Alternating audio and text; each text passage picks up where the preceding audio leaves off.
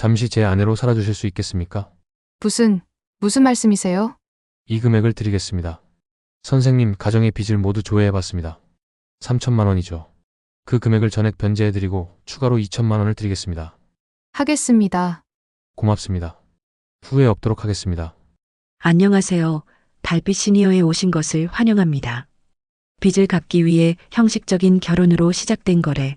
그러나 그 속엔 18년간 숨겨진 피해 진실을 알게 된 이야기 지금부터 시작합니다. 새벽 4시 휴대폰 알람이 울렸습니다. 박성우는 잠결에 손을 뻗어 알람을 껐습니다. 어둠 속에서 천장의 곰팡이 자국이 희미하게 보였습니다. 반지하 방은 환기가 되지 않아 늘 눅눅한 냄새가 났습니다. 그는 조용히 몸을 일으켰습니다. 옆에서 자고 있는 아내를 깨우지 않으려 숨소리까지 죽였습니다. 좁은 욕실에서 찬물로 얼굴을 씻었습니다. 거울 속 남자는 43이었지만 50대처럼 보였습니다. 눈가에 주름, 푸석한 피부, 희끗희끗한 머리카락. 성우는 거울을 보지 않으려 애썼습니다. 자신의 얼굴을 마주할 때마다 패배감이 밀려왔습니다. 오늘도 버텨야지. 그는 작게 중얼거렸습니다. 이 말은 주문 같은 것이었습니다. 매일 아침 자신에게 되뇌는 한마디. 그래야 하루를 시작할 수 있었습니다. 택배회사 조끼를 걸치고 밖으로 나왔습니다. 골목은 가로등 불빛만이 어스름하게 비추고 있었습니다. 트럭이 정차한 곳까지는 걸어서 10분 거리였습니다. 새벽 공기는 차가웠습니다. 숨을 내쉴 때마다 하얀 김이 피어올랐습니다. 집배센터에 도착하자 이미 몇몇 동료들이 짐을 나르고 있었습니다. 성우는 인사도 없이 트럭 적재함으로 향했습니다. 오늘 배송할 상자들이 산더미처럼 쌓여 있었습니다. 그는 허리에 보조벨트를 둘렀습니다. 작년부터 허리 통증이 심해져 병원에 가봤지만 의사는 디스크 촉이라고 했습니다. 수술까지는 필요 없지만 무리하지 말라는 말을 들었습니다. 무리하지 말라니. 성우는 씁쓸하게 웃었습니다. 쉬면 돈이 끊기고 돈이 끊기면 집을 잃습니다. 그런 선택지는 애초에 없었습니다. 상자 하나를 들어 올렸습니다. 무게가 상당했습니다. 허리에서 둔한 통증이 퍼졌습니다. 이를 악물고 참았습니다. 2번째, 3번째, 10번째. 통증은 점점 무뎌졌습니다. 아니, 익숙해졌을 뿐이었습니다. 오전 8시가 되자 배송을 시작했습니다. 주택가를 돌며 상자를 내려놓고 초인종을 누르고 계단을 오르내렸습니다. 어떤 집은 5층까지 엘리베이터 없이 올라가야 했습니다. 상자를 들고 계단을 오를 때마다 허리가 비명을 질렀습니다. 점심은 편의점 삼각김밥이었습니다. 트럭 안에서 물과 함께 급하게 먹었습니다. 쉬는 시간은 15분뿐이었습니다. 성우는 핸드폰을 꺼내 문자함을 확인했습니다. 은행에서 온 연체 독촉 문자가 3통이었습니다. 그는 문자를 삭제하지 않고 그대로 두었습니다. 삭제한다고 빚이 사라지는 건 아니니까요. 오후 배송을 마치고 센터로 돌아온 건 저녁 7시였습니다. 동료들이 하나둘 퇴근 준비를 했습니다. 성우는 조끼를 벗으며 스마트폰 화면을 봤습니다. 아내에게서 온 카톡이 한 줄 떠 있었습니다. 오늘도 야간 근무. 민규 저녁 챙겨줘. 성우는 한숨을 쉬었습니다. 아내 이선영은 병원 간병인으로 일했습니다. 주간과 야간을 번갈아 가며 때로는 이틀 연속 일했습니다. 집에서 얼굴을 마주치는 시간은 하루에 1~2시간 뿐이었습니다. 그마저도 둘 다 너무 지쳐 있어 대화다운 대화는 나누지 못했습니다. 알았어. 그는 짧게 답장을 보내고 집으로 향했습니다. 반지하 집에 도착하자 아들 민규가 작은 책상 앞에 앉아 있었습니다. 고등학교 2학년인 민규는 수험서를 펼쳐놓고 있었지만 표정은 어두웠습니다. 성우는 신발을 벗으며 물었습니다. 밥은 먹었니? 네, 라면 끓여 먹었어요. 민규의 목소리는 가라앉아 있었습니다. 성우는 아들의 얼굴을 봤습니다. 언제부턴가 민규는 웃지 않았습니다. 친구들과 어울리지도 학교 행사에 참여하지도 않았습니다. 그저 조용히 집과 학교를 오갔습니다. 공부 힘들지? 괜찮아요. 민규는 고개를 끄덕였지만 눈빛은 공허했습니다. 성우는 더 묻지 않았습니다. 무엇을 물어도 괜찮다는 대답만 돌아올 것을 알았습니다. 거실 한쪽에 놓인 약봉지가 눈에 들어왔습니다.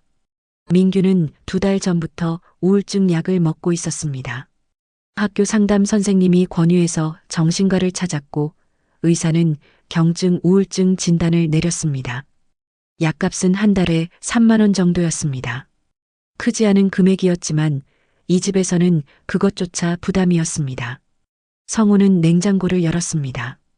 김치와 계란, 그리고 어제 먹다 남은 반찬이 전부였습니다. 그는 계란 2개를 꺼내 후라이를 부쳤습니다. 밥을 데워 간단히 저녁을 먹었습니다. 민규는 방으로 들어가 문을 닫았습니다. 혼자 남은 거실에서 성우는 소파에 몸을 기댔습니다.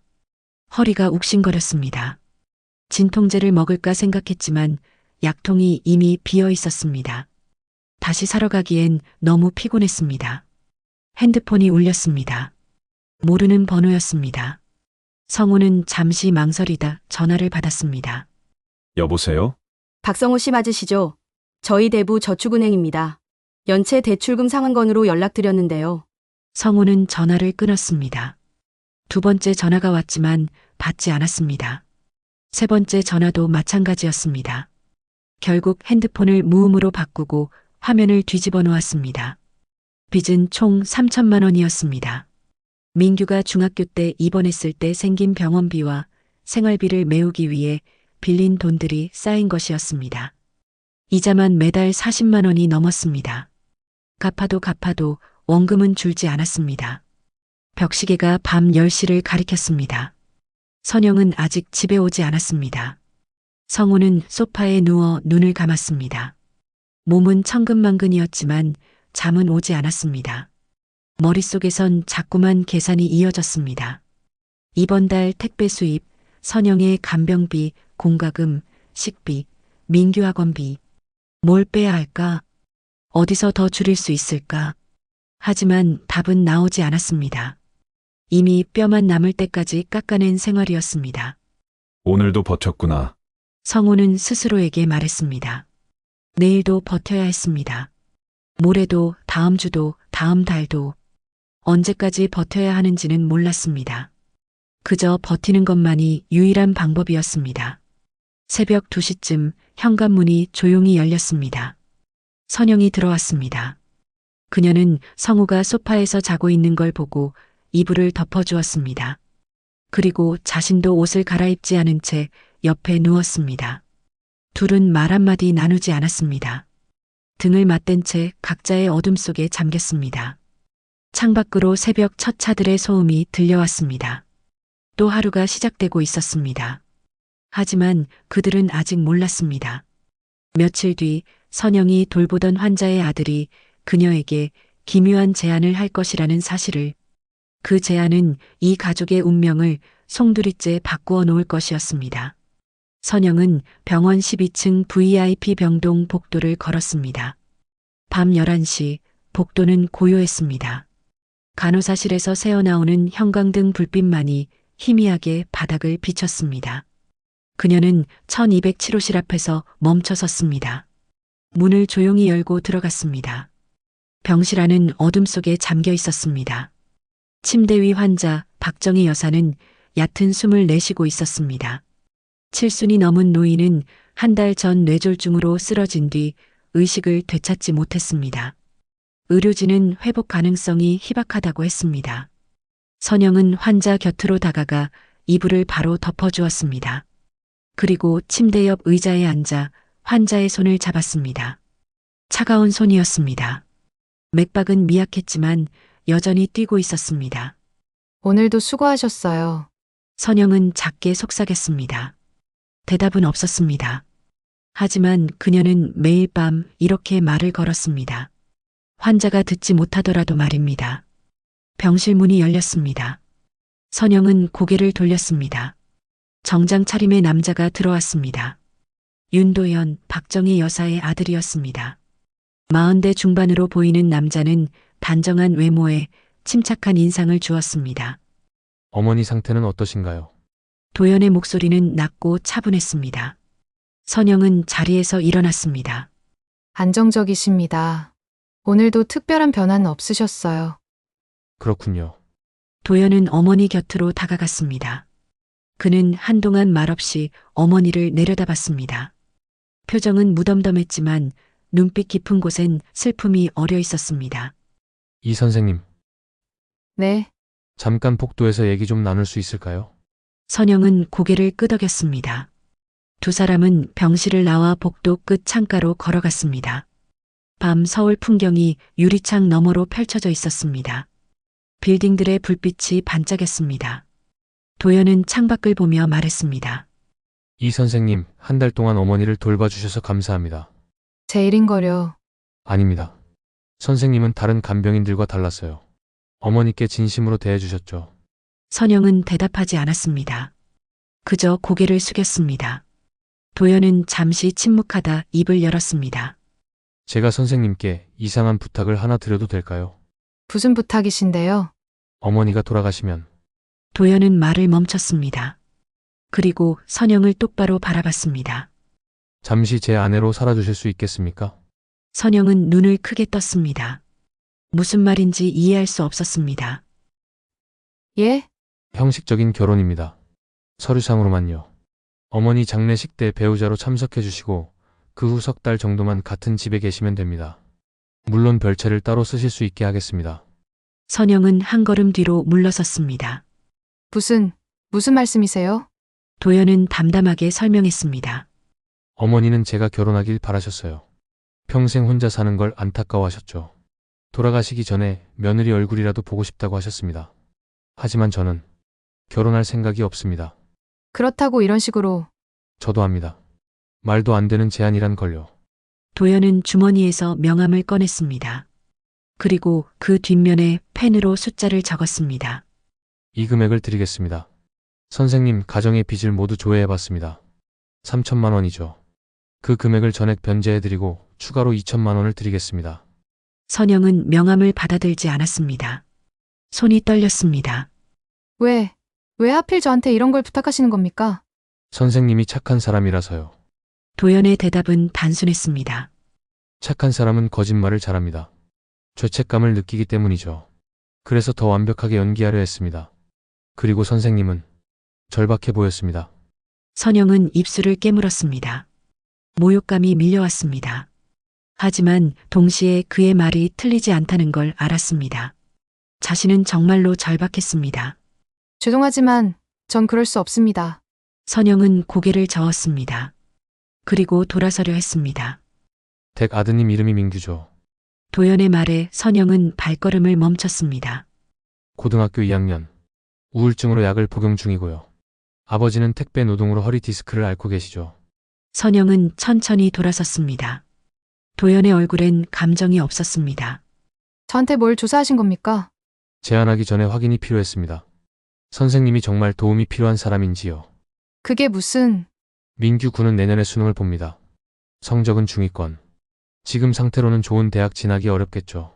하지만 저희 회사 장학재단을 통하면 전액 장학금으로 의대까지 보낼 수 있습니다. 선영은 숨이 막혔습니다. 선생님 남편분 박성호 씨는 허리 수술이 필요합니다. 지금처럼 일하다간 1년 안에 디스크가 파열됩니다. 수술비는 제가 부담하겠습니다. 그만하세요! 선영이 소리쳤습니다. 목소리가 복도에 울렸습니다. 도연은 조용히 그녀를 바라봤습니다. 돌아가서 생각해 보세요. 석 달입니다. 석 달만 제 옆에 있어 주시면 선생님 가족은 빚에서 해방됩니다. 아드님은 미래를 얻고 남편분은 건강을 되찾습니다. 도연은 명함을 선영의 손에 쥐어주었습니다. 일주일 드리겠습니다. 연락 주십시오. 그는 그렇게 말하고 병실로 돌아갔습니다. 선영은 복도에 홀로 남았습니다. 손안의 명함이 뜨겁게 느껴졌습니다. 다음 날 저녁 선영은 집으로 돌아왔습니다. 성호는 소파에서 파스를 붙이고 있었습니다.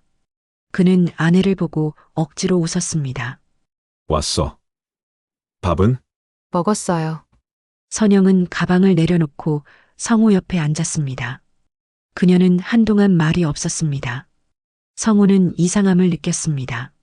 무슨 일 있어? 당신, 허리 많이 아파요? 이 정도야 괜찮아. 파스 붙이면 돼. 병원 가봐야 해요. 병원비가 어딨어. 성우는 고개를 저었습니다. 선영은 입술을 깨물었습니다. 그녀는 가방에서 명함을 꺼냈습니다. 그리고 성우에게 건넸습니다. 이게 뭔데? 제가 오늘 이상한 제안을 받았어요. 선영은 떨리는 목소리로 윤도현의 제안을 설명했습니다. 형식적인 결혼, 석 달간의 동거, 그 대가로 주어지는 5천만 원. 성우는 듣는 내내 표정이 굳어갔습니다. 그 사람이 미쳤나? 성우는 명함을 바닥에 던졌습니다. 그게 말이 돼? 돈 준다고 아내를 빌려달라고? 저도 그렇게 생각했어요. 그럼 왜 이걸 가져온 거야? 성우의 목소리가 커졌습니다. 선영은 고개를 숙였습니다. 하지만 민규 생각을 하면 민규가 뭐 우리 아들이 그런 더러운 돈으로 학교 가길 바랬어? 더러운 돈이라도 선영은 눈물을 참았습니다. 더러운 돈이라도 우리한텐 필요해요. 당신도 알잖아요. 이대로 가다간 우린 그래도 이건 아니야. 성우는 벌떡 일어났습니다. 허리에서 통증이 왔지만 무시했습니다. 나한테 자존심이라는 게 있어.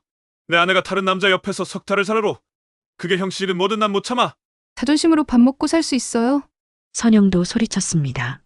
당신 허리 더 나빠지면 어떡할 건데요? 일도 못하게 되면 민규 대학은 어떻게 보낼 건데요? 성우는 대답하지 못했습니다. 그는 주먹을 쥐었다 폈다를 반복했습니다. 당신이 정말 그걸 하고 싶은 거야? 하고 싶은 게 아니라 선영은 울먹였습니다. 해야 할 것 같아요. 우리한테 다른 방법이 있어요? 성우는 벽을 향해 주먹을 휘둘렀습니다. 하지만 벽 직전에 멈췄습니다. 그는 주먹을 떨며 중얼거렸습니다. 망할 세상. 두 사람은 한동안 침묵했습니다. 거실엔 시계 소리만 째깍거렸습니다. 민규가 방문을 열고 나왔습니다. 왜 싸워요? 아들의 목소리에 두 사람은 깜짝 놀랐습니다. 민규는 창백한 얼굴로 부모를 바라봤습니다. 아무것도 아니야. 성우가 급하게 말했습니다. 방 들어가 있어. 저 때문이죠? 민규는 조용히 물었습니다. 제가 돈이 드니까? 제가 병원비 쓰니까? 그래서 싸우는 거죠? 민규야, 선영이 다가가려 했지만 민규는 뒤로 물러섰습니다. 전 차라리 학교 그만둘게요. 그럼 돈 안 들잖아요. 무슨 소리야? 성우가 소리쳤습니다. 너는 공부나 해. 이건 어른들 문제야. 민규는 아무 말 없이 방으로 들어갔습니다. 문이 닫혔습니다. 성우와 선영은 무너진 표정으로 서 있었습니다.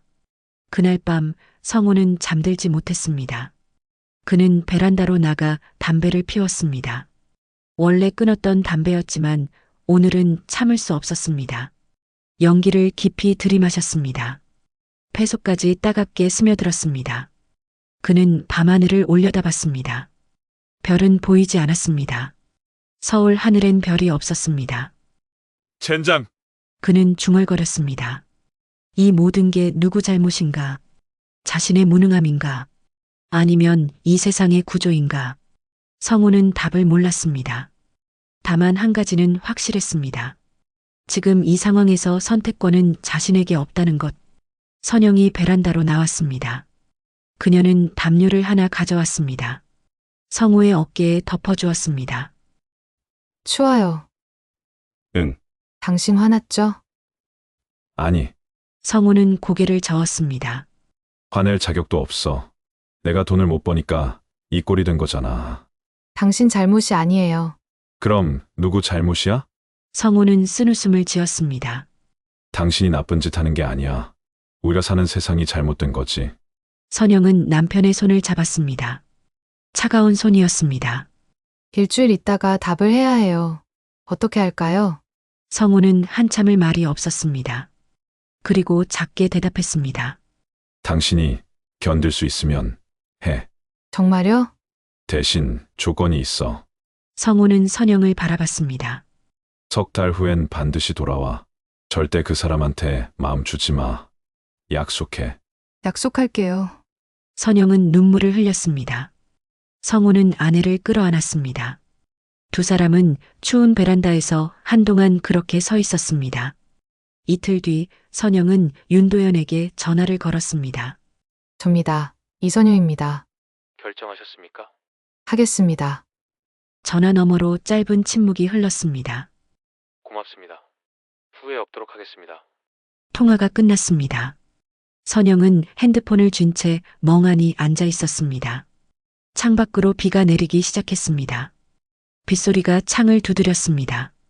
그녀는 자신이 무엇을 선택한 건지 정확히 알지 못했습니다. 다만 한 가지는 확실했습니다. 이제 돌이킬 수 없다는 것. 박정희 여사는 사흘 후 세상을 떠났습니다. 선영은 마지막까지 그녀 곁을 지켰습니다. 새벽 4시 심전도 모니터의 선이 평평해졌습니다. 긴 신호음이 병실을 채웠습니다. 의료진이 달려왔지만 소생술은 시도하지 않았습니다. 이미 가족이 DNR 동의서에 서명한 상태였습니다. 윤도현은 어머니의 손을 잡고 있었습니다. 그의 얼굴엔 눈물이 없었습니다. 다만 턱선이 미세하게 떨렸습니다. 선영은 조용히 물러나 문 앞에 섰습니다. 이 선생님, 도연이 불렀습니다. 선영은 고개를 들었습니다. 함께 있어 주시겠습니까? 선영은 잠시 망설이다 고개를 끄덕였습니다. 그녀는 도연 옆에 섰습니다. 두 사람은 말없이 고인을 바라봤습니다. 시간이 천천히 흘렀습니다. 장례식은 사흘장으로 치러졌습니다. 도연은 장례식 전날 선영에게 연락했습니다. 내일부터 제 약혼녀로 조문객들께 인사하셔야 합니다. 준비해드린 옷이 있습니다. 알겠습니다. 선영은 짧게 대답했습니다. 집에 돌아가 성호에게 말했습니다. 성호는 아무 말 없이 고개만 끄덕였습니다. 그의 눈빛은 텅 비어 있었습니다. 장례식장은 서울 중심가의 대형 병원이었습니다. VIP 빈소는 3층에 마련되어 있었습니다. 선영은 검은색 정장을 입고 도연 옆에 섰습니다. 조문객들이 줄지어 들어왔습니다. 대기업 임원들, 정치인들, 의료계 인사들. 선영은 그들에게 고개를 숙이며 인사했습니다. 고인의 며느리 될 사람입니다. 봐주셔서 감사합니다. 같은 말을 수십 번 반복했습니다. 입안이 바짝 말랐습니다. 조문객들은 선영을 힐끗힐끗 쳐다봤습니다. 품평하는 듯한 시선이었습니다. 어떤 이는 축하한다며 악수를 청했고 어떤 이는 무표정하게 지나갔습니다. 사흘 내내 선영은 그 자리를 지켰습니다. 밤에는 도연이 준비한 호텔방에서 잤습니다. 성호에게 문자를 보냈지만 답장은 없었습니다. 민규에게도 연락했지만 마찬가지였습니다. 장례식이 끝난 날 선영은 잠시 집에 들렀습니다. 반지하 집은 조용했습니다. 성호는 출근한 상태였고 민규는 학교에 갔습니다. 선영은 옷가지를 챙겨 가방에 넣었습니다. 석 달치 짐이었습니다. 거울을 봤습니다. 거울 속 여자는 낯설었습니다. 화장을 한 얼굴, 고급스러운 옷, 정돈된 머리. 마치 다른 사람 같았습니다. 현관문이 열렸습니다. 성호였습니다. 그는 일찍 퇴근한 모양이었습니다. 두 사람은 마주 섰습니다. 가는구나. 응. 선영은 고개를 끄덕였습니다. 성호는 아내의 가방을 봤습니다. 석 달이지? 응. 석 달이야. 연락은 할 거지? 할게. 성호는 주머니에 손을 넣었습니다. 그리고 작게 말했습니다. 미안해. 왜? 내가 무능해서. 선영은 고개를 저었습니다. 당신 잘못 아니야. 내가 선택한 거야. 그래도 다녀올게. 민규 잘 부탁해. 선영은 가방을 들고 집을 나섰습니다. 뒤돌아보지 않았습니다. 돌아보면 무너질 것 같았습니다. 윤도현의 집은 성북동 언덕 위에 있었습니다. 선영은 택시에서 내려 대문 앞에 섰습니다. 높은 담장 너머로 기와지붕이 보였습니다. 한옥을 현대식으로 개조한 집이었습니다. 초인종을 누르자 곧 문이 열렸습니다. 도연이 직접 나왔습니다. 오셨군요. 들어오시죠. 선영은 대문을 들어섰습니다. 넓은 마당이 펼쳐졌습니다. 정원에는 소나무와 단풍나무가 심어져 있었습니다. 돌로 만든 작은 연못도 있었습니다. 고요했습니다. 도시 한복판인데도 새소리가 들렸습니다. 이쪽입니다.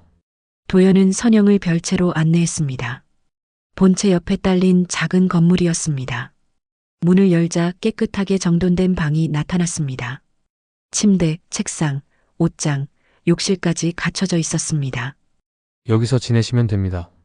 본체와는 완전히 분리되어 있으니 편하게 쓰십시오. 감사합니다. 식사는 본체 주방에서 준비해드리겠습니다. 필요한 게 있으면 언제든 말씀하세요. 도연은 그렇게 말하고 나갔습니다. 선영은 홀로 방에 남았습니다. 그녀는 침대에 앉았습니다. 스프링이 좋았습니다. 반지하 집에 푹 꺼진 침대와는 달랐습니다. 창밖을 봤습니다. 정원의 나무들이 바람에 흔들렸습니다. 평온한 풍경이었습니다. 하지만 선영의 마음은 평온하지 않았습니다. 핸드폰을 꺼내 성호에게 문자를 보냈습니다. 잘 도착했어. 답장은 오지 않았습니다. 첫 주가 지나갔습니다. 선영은 별채에서 조용히 지냈습니다. 아침이면 도연의 집사가 식사를 가져다 줬습니다.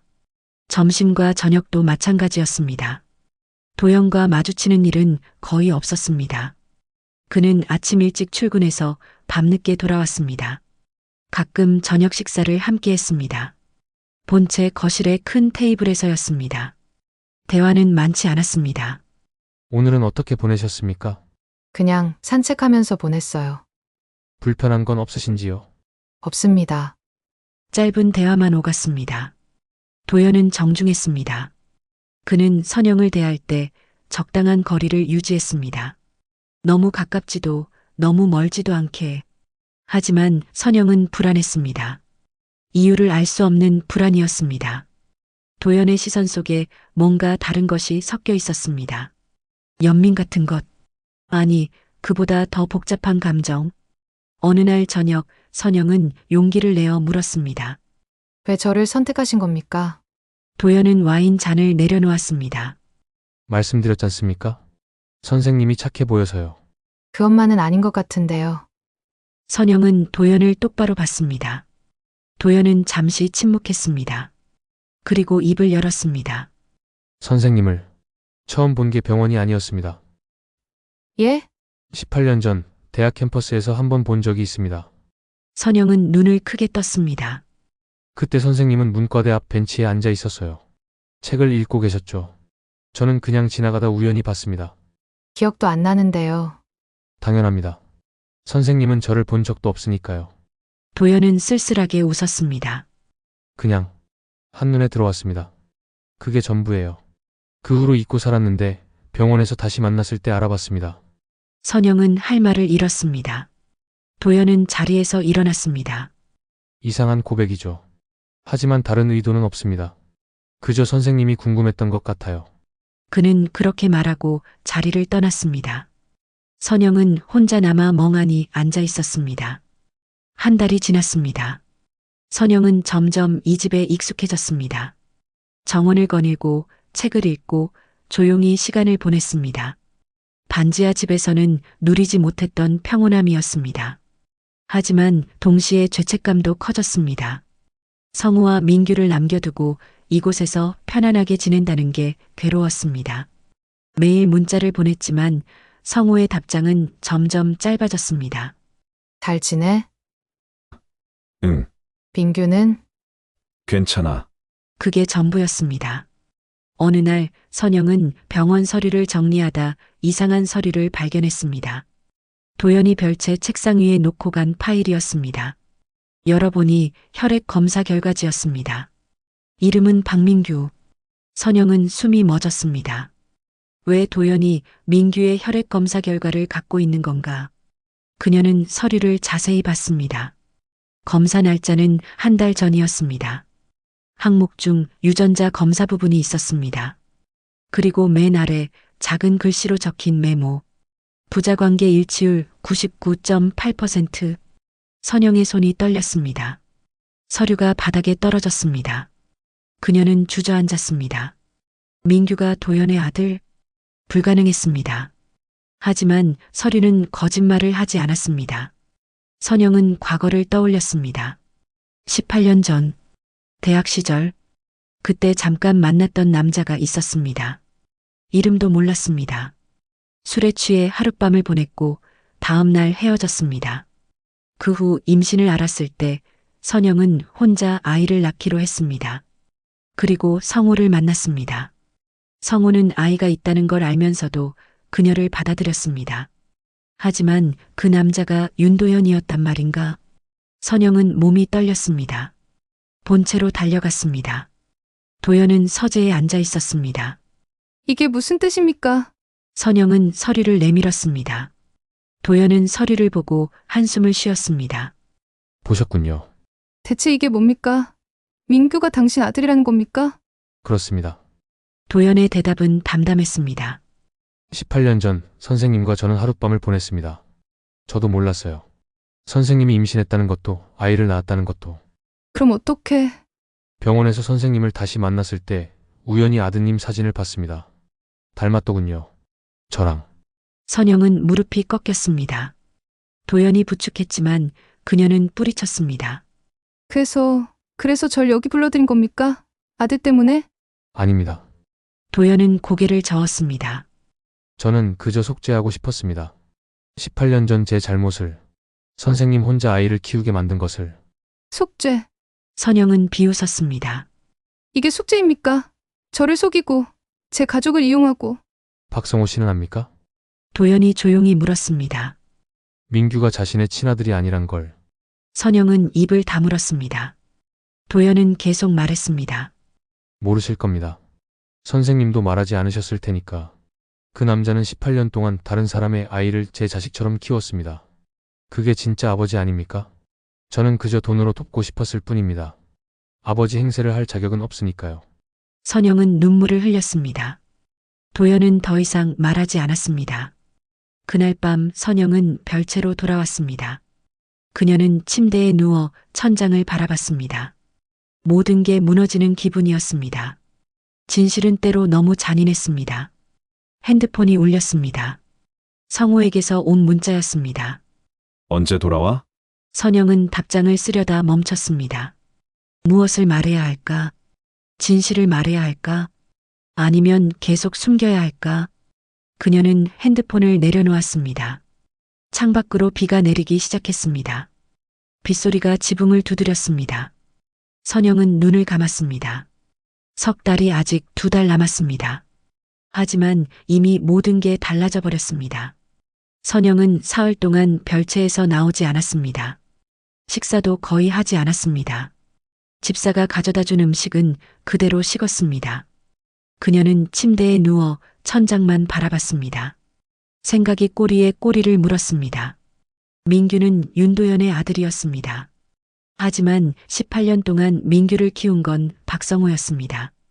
기저귀를 갈아주고 밤새 열을 식혀주고 학교 운동회에 달려가 응원해준 사람.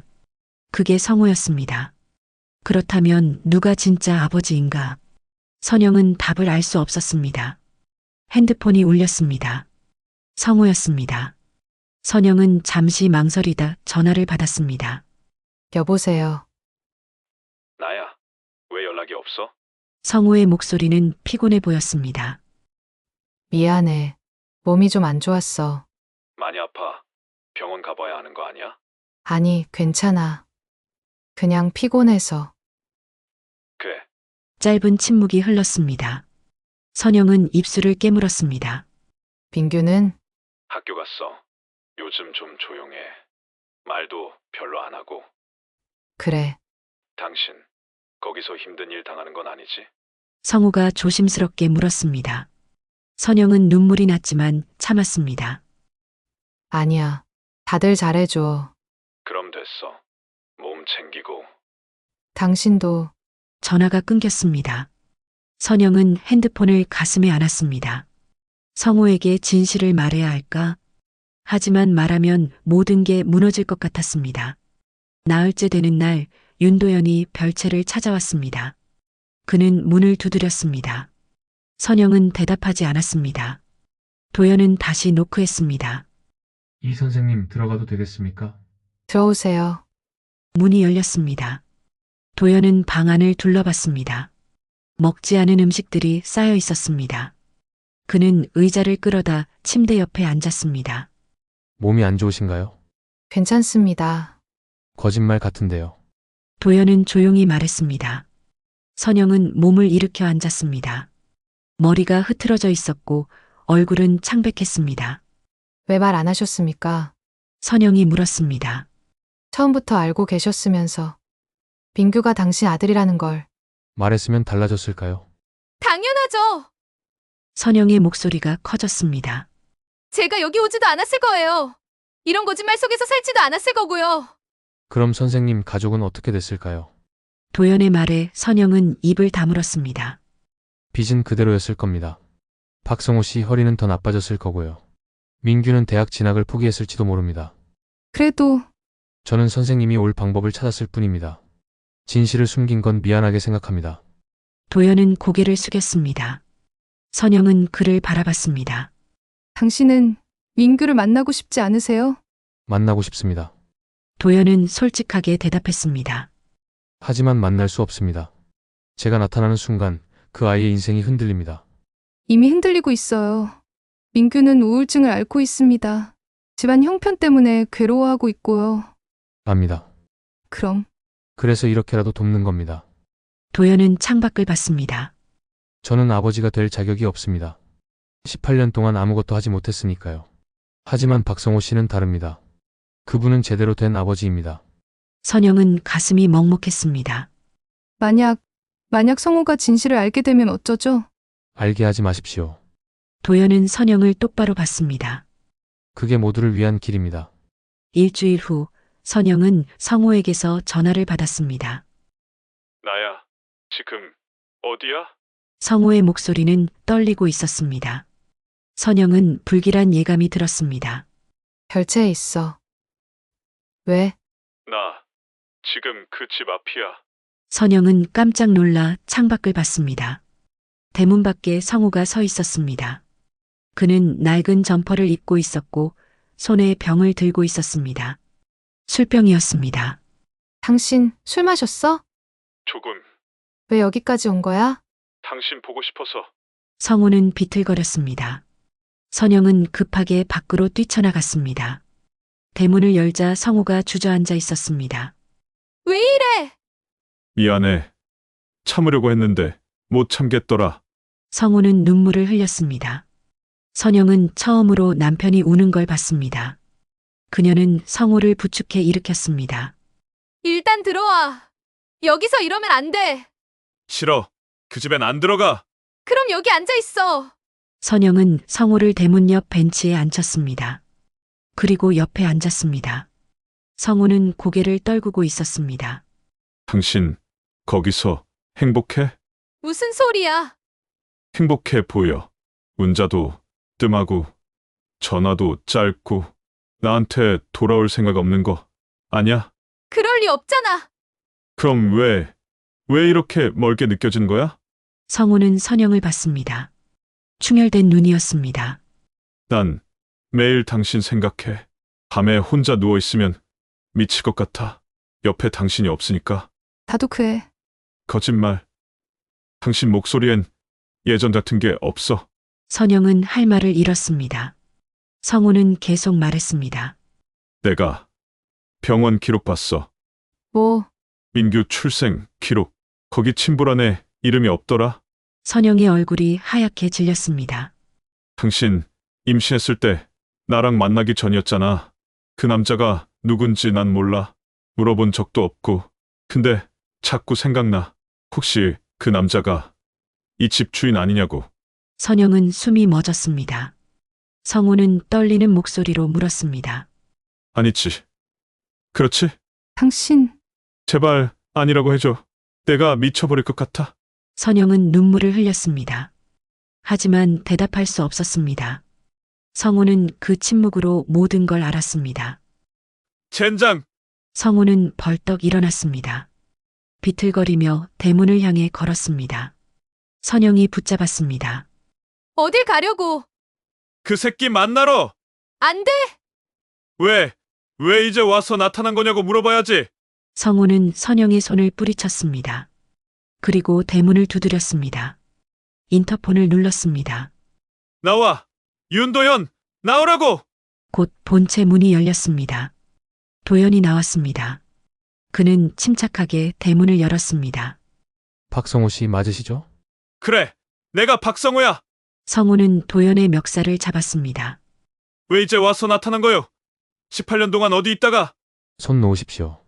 노라고? 당신이 내 아들 아버지라며? 그럼 왜 그동안 나 혼자 키우게 했어? 성우의 주먹이 올라갔습니다. 하지만 도연은 피하지 않았습니다. 그는 조용히 말했습니다. 때리십시오. 그게 후련하시다면. 성우의 주먹이 떨렸습니다. 하지만 내리치지 못했습니다. 힘이 빠졌습니다. 그는 주저앉았습니다. 왜 나한테 이런 거야? 도연은 성우 앞에 무릎을 꿇었습니다. 미안합니다. 미안하다고 다야? 선영 씨 아이를 낳았을 때 그 애를 당신이 키워야 한다고 했습니다. 성우는 고개를 들었습니다. 뭐? 저는 죄를 지었습니다. 책임지지 못할 관계를 맺었고 그 결과를 회피했습니다. 하지만 당신은 달랐습니다. 다른 사람의 아이를 제 자식처럼 키웠습니다. 도연의 목소리는 가라앉아 있었습니다. 그게 진짜 아버지 아닙니까? 피가 아니라 마음으로 키운 당신이야말로. 성우는 눈물을 흘렸습니다. 도연은 계속 말했습니다. 저는 돈으로밖에 도울 수 없습니다. 하지만 당신은 민규에게 사랑을 줬습니다. 그 차이를 압니다. 부탁입니다. 계속 아버지로 남아주십시오. 저는 그럴 자격이 없으니까. 성우는 한참을 울었습니다. 선영도 도연도 말이 없었습니다. 밤바람이 차갑게 불었습니다. 1시간쯤 지나 성우는 진정했습니다. 선영은 그를 택시에 태웠습니다. 성우는 창문 너머로 선영을 봤습니다. 미안해. 술 먹고 난리 쳤네. 괜찮아. 당신 석 달 채우고 와. 응? 약속이잖아. 석 달. 성우는 쓸쓸하게 웃었습니다. 그래도 당신은 내 아내야. 안 그래? 선영은 고개를 끄덕였습니다. 택시가 출발했습니다. 선영은 차가 사라질 때까지 서 있었습니다. 뒤에서 도연의 목소리가 들렸습니다. 들어가시죠. 추우니까. 선영은 돌아섰습니다. 도연은 본체 앞에 서 있었습니다. 당신은 정말 민규를 만나지 않을 건가요? 그게 맞습니다. 후회 안 해요? 평생 후회하겠죠. 도연은 담담하게 말했습니다. 하지만 어떤 후회는 감수해야 합니다. 그게 어른이니까요. 선영은 그를 바라봤습니다. 도연의 눈빛엔 슬픔이 가득했습니다. 하지만 흔들림은 없었습니다. 이 선생님, 네, 석 달 후엔 돌아가십시오. 박성호 씨 곁으로. 알고 있습니다. 그리고 민규에게 절대 말하지 마십시오. 제가 아버지라는 것을. 선영은 고개를 끄덕였습니다. 두 사람은 각자의 방향으로 걸어갔습니다. 정원의 나무들이 바람에 흔들렸습니다. 낙엽이 떨어졌습니다. 겨울이 가까워지고 있었습니다. 그날 밤 선영은 민규에게 전화를 걸었습니다. 민규야, 엄마야. 엄마, 잘 지내? 네. 엄마는요? 나도. 민규야, 선영은 잠시 망설였습니다. 엄마가 사랑해. 갑자기 왜? 그냥 말하고 싶어서. 나도 사랑해요. 민규의 목소리는 어색했지만 따뜻했습니다. 선영은 눈물을 참았습니다. 공부 열심히 해. 아빠 말 잘 듣고. 알았어요. 전화가 끊어졌습니다. 선영은 핸드폰을 내려놓고 창밖을 봤습니다. 저 멀리 서울 야경이 반짝였습니다. 수많은 불빛들, 그 안에서 살아가는 수많은 사람들, 각자의 비밀을 품고 살아가는 선영도 이제 그 중 하나였습니다. 비밀을 안고 살아가야 하는 사람. 석 달이 지나갔습니다.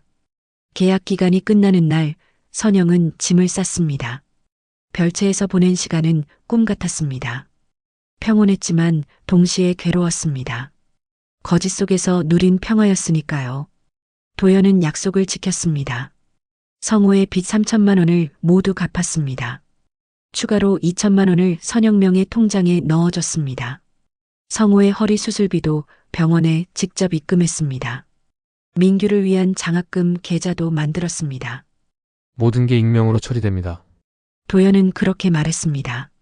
선생님, 가족은 후원자가 누군지 모를 겁니다. 감사합니다. 아닙니다. 제가 해야 할 일이었으니까요. 마지막 날 아침 선영은 정원을 한 바퀴 돌았습니다. 연못가에 앉아 물고기들을 봤습니다. 붉은 잉어들이 느리게 헤엄쳤습니다. 고요했습니다. 이 선생님, 뒤에서 도연의 목소리가 들렸습니다. 선영은 돌아봤습니다. 도연은 정장 차림이었습니다. 출근 준비를 마친 모습이었습니다. 오늘 떠나시죠? 네, 마지막으로 부탁이 하나 있습니다. 도연은 봉투를 내밀었습니다. 두꺼운 봉투였습니다. 이건 뭡니까? 민규 앞으로 쓴 편지입니다. 제가 직접 전할 수 없으니 선생님이 적당한 때 전해 주십시오. 선영은 봉투를 받았습니다. 무거웠습니다. 언제 주면 되나요? 민규가 어른이 됐을 때요. 20살쯤. 그때쯤이면 진실을 받아들일 수 있을 겁니다. 그 전까진 비밀로. 그렇습니다. 도연은 잠시 망설이다 말했습니다. 사실 한 번만이라도 보고 싶었습니다. 멀리서라도. 하지만 참았습니다. 보면 욕심이 생길 것 같아서요. 선영은 도연을 바라봤습니다. 그의 눈엔 그리움이 어려 있었습니다. 하지만 단념도 함께 있었습니다. 후회하지 않으세요? 매일 후회합니다. 도연은 씁쓸하게 웃었습니다. 하지만 선택은 후회보다 중요합니다. 저는 물러서는 쪽을 택했습니다. 왜요? 그게 민규를 위한 길이니까요. 도연은 시계를 봤습니다. 출근해야겠습니다. 몸 조심하십시오. 당신도요. 도연은 고개를 숙이고 돌아섰습니다. 선영은 그의 뒷모습을 봤습니다. 외로워 보였습니다. 평생 아들을 그리워하며 살아갈 남자. 선영이 집으로 돌아온 건 오후였습니다. 반지하 집은 그대로였습니다. 좁고 어둡고 눅눅했습니다. 하지만 이상하게 마음이 편했습니다. 이곳이 진짜 집이었으니까요. 현관문을 열자 성우가 소파에 앉아 있었습니다. 그는 선영을 보고 일어섰습니다. 왔어? 응, 두 사람은 잠시 서로를 바라봤습니다. 어색했습니다. 석 달은 짧은 시간이 아니었습니다. 집 많지? 아니, 이게 다야. 선영은 가방을 내려놓았습니다. 성우는 다가와 그녀를 안았습니다. 선영도 남편을 안았습니다. 따뜻했습니다. 보고 싶었어. 나도. 다시는 떨어지지 말자. 응, 성우는 선영을 놓았습니다. 그리고 허리를 폈습니다. 움직임이 예전보다 부드러웠습니다. 수술 잘 됐어. 응. 의사가 잘했대. 이제 통증 거의 없어. 다행이다. 그 돈 어떻게 생긴 거야? 성우가 조심스럽게 물었습니다. 선영은 대답했습니다. 윤도현 씨가 준 거야. 약속대로. 그래. 성우는 더 묻지 않았습니다. 그는 이미 모든 걸 알고 있었습니다. 하지만 입 밖으로 꺼내지 않았습니다. 민규는? 학교 갔어. 요즘 공부 열심히 해. 그래? 응. 뭔가 달라졌어. 표정도 밝아지고. 선영은 안도했습니다. 민규가 나아지고 있다는 게 무엇보다 기뻤습니다. 저녁 때 민규가 돌아왔습니다. 그는 선영을 보고 환하게 웃었습니다. 엄마! 민규야. 선영은 아들을 껴안았습니다. 민규는 예전보다 컸습니다. 목소리도 낮아졌습니다. 어느새 청년이 되어가고 있었습니다. 엄마 보고 싶었어요. 나도. 이제 안 나가요? 응. 이제 계속 집에 있을 거야. 민규는 기뻐했습니다. 저녁 식탁엔 오랜만에 웃음이 돌았습니다. 세 식구가 함께 밥을 먹었습니다. 반찬은 소박했지만 행복했습니다. 밤에 민규는 방으로 들어갔습니다. 성우와 선영은 거실에 남았습니다. 민규 말이야. 성우가 입을 열었습니다. 대학 장학금 받았대. 정말? 응. 어떤 재단에서 연락 왔다는데 전액 지원이래. 선영은 도연의 얼굴을 떠올렸습니다. 그는 약속을 지킨 것입니다. 다행이다. 그치. 이제 민규 대학 걱정은 안 해도 돼. 성우는 웃었습니다. 하지만 눈빛 깊은 곳엔 복잡한 감정이 서려 있었습니다. 당신, 그 사람한테 미안하지 않아? 선영이 조용히 물었습니다. 성우는 고개를 저었습니다. 미안할 건 없어. 그 사람이 선택한 거잖아. 하지만 민규는 내 아들이야. 성우는 단호하게 말했습니다. 피가 섞이지 않았어도 내가 키운 아들이야. 그걸로 충분해. 선영은 남편의 손을 잡았습니다. 성우도 손을 꽉 쥐었습니다. 계절이 바뀌었습니다. 봄이 왔고 여름이 지나갔습니다. 가을이 다시 돌아왔습니다.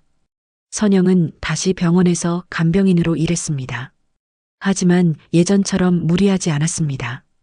야간 근무를 줄이고 낮 시간에만 일했습니다. 저축한 돈이 있었으니까요. 성우는 택배 일을 계속했습니다. 하지만 허리가 나아져 훨씬 수월했습니다. 가끔 웃으며 말했습니다. 기재 100살까지 일할 수 있겠어.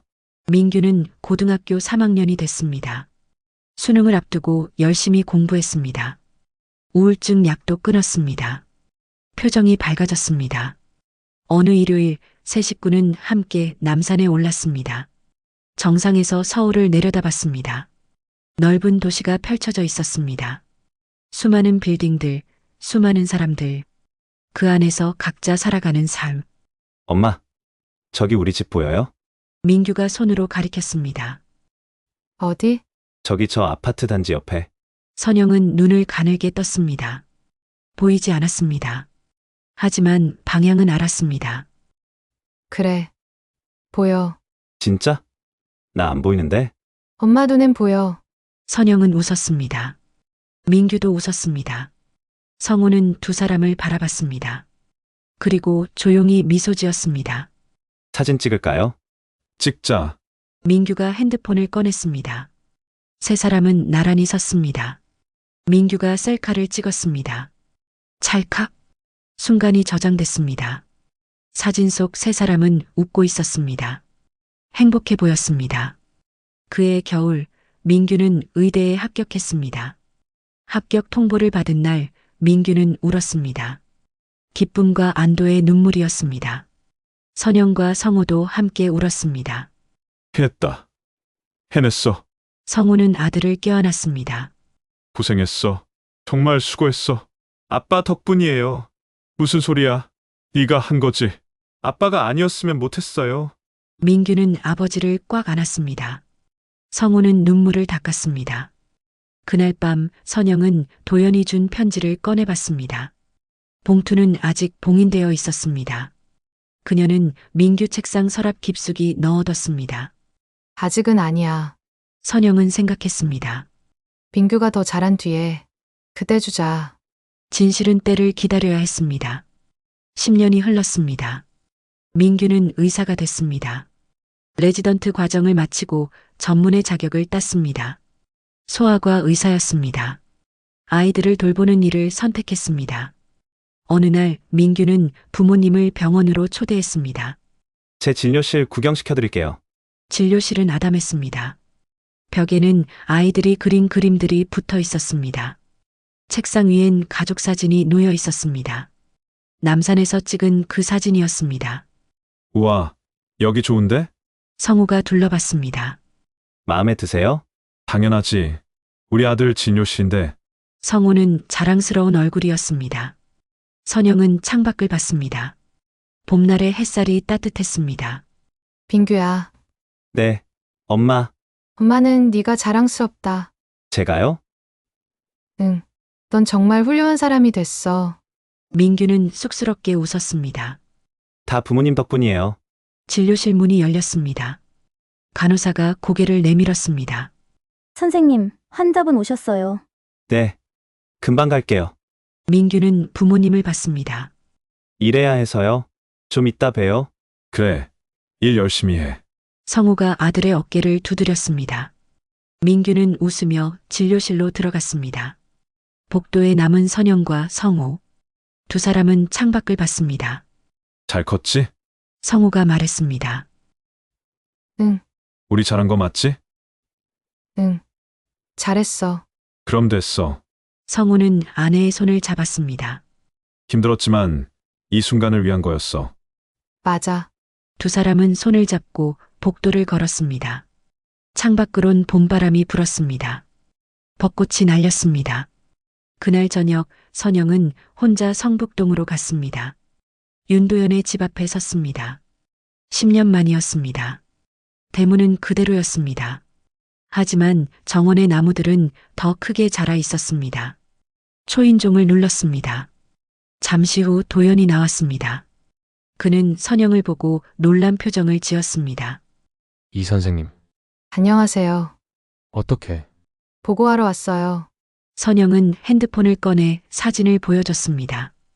의사 가운을 입은 민규의 사진이었습니다. 민규가 의사가 됐어요. 도연은 사진을 봤습니다. 그의 눈빛이 흔들렸습니다. 닮았네요. 누구를요? 저를요. 도연은 쓸쓸하게 웃었습니다. 선영은 고개를 저었습니다. 아니에요. 민규는 성우 씨를 닮았어요. 마음이 따뜻한 거. 당신 덕분에 민규가 여기까지 왔어요. 감사합니다. 아닙니다. 제가 한 건 아무것도 없습니다. 도연은 고개를 숙였습니다. 박성호 씨가 아버지입니다. 저는 그저 후원자일 뿐이죠. 선영은 도연을 바라봤습니다. 그는 10년 전보다 늙어 보였습니다. 머리에 흰머리가 섞였고 주름이 깊어졌습니다. 행복하세요? 선영이 물었습니다. 도연은 잠시 망설이다 대답했습니다. 행복의 정의가 뭘까요? 글쎄요. 저는 후회 없이 살고 있습니다. 그 정도면 행복 아닐까요? 선영은 고개를 끄덕였습니다. 민규에게 진실을 말할 거예요. 조만간. 준비됐습니까? 모르겠어요. 하지만 말해야 할 것 같아요. 그렇군요. 도연은 하늘을 올려다봤습니다. 해가 지고 있었습니다. 전해 주십시오. 민규에게 자랑스럽다고. 직접 말하지 않을래요? 아닙니다. 도연은 고개를 저었습니다. 이게 맞습니다. 저는 그림자로 남는 게 선영은 더 이상 말하지 않았습니다. 그녀는 고개를 숙이고 돌아섰습니다. 안녕히 계세요. 이 선생님, 도연이 불렀습니다. 선영은 멈춰 섰습니다. 민규를 잘 부탁합니다. 걱정 마세요. 우리가 잘 지킬게요. 선영은 대문을 나섰습니다. 뒤돌아보지 않았습니다. 도연은 한참을 그 자리에 서 있었습니다. 어둠이 내렸습니다. 정원의 나무들이 바람에 흔들렸습니다. 그는 조용히 중얼거렸습니다. 고맙습니다. 바람이 그 말을 실어갔습니다. 그날 밤 선영은 집으로 돌아왔습니다. 성우는 소파에서 TV를 보고 있었습니다. 민규는 자기 방에서 책을 읽고 있었습니다. 평범한 저녁이었습니다. 선영은 두 사람을 바라봤습니다. 남편과 아들. 이들이 그녀의 세상이었습니다. 뭐해? 성우가 물었습니다. 그냥 보고 있었어. 왜? 행복해서. 선영은 웃었습니다. 성우도 웃었습니다. 창밖으론 별이 빛났습니다. 오랜만에 보는 별이었습니다. 선영은 생각했습니다. 키보다 마음이지. 그게 진짜 가족이야. 그날 밤 세 사람은 각자의 자리에서 평온히 잠들었습니다. 비밀은 여전히 서랍 속에 있었습니다. 하지만 사랑은 이미 모든 곳에 퍼져 있었습니다.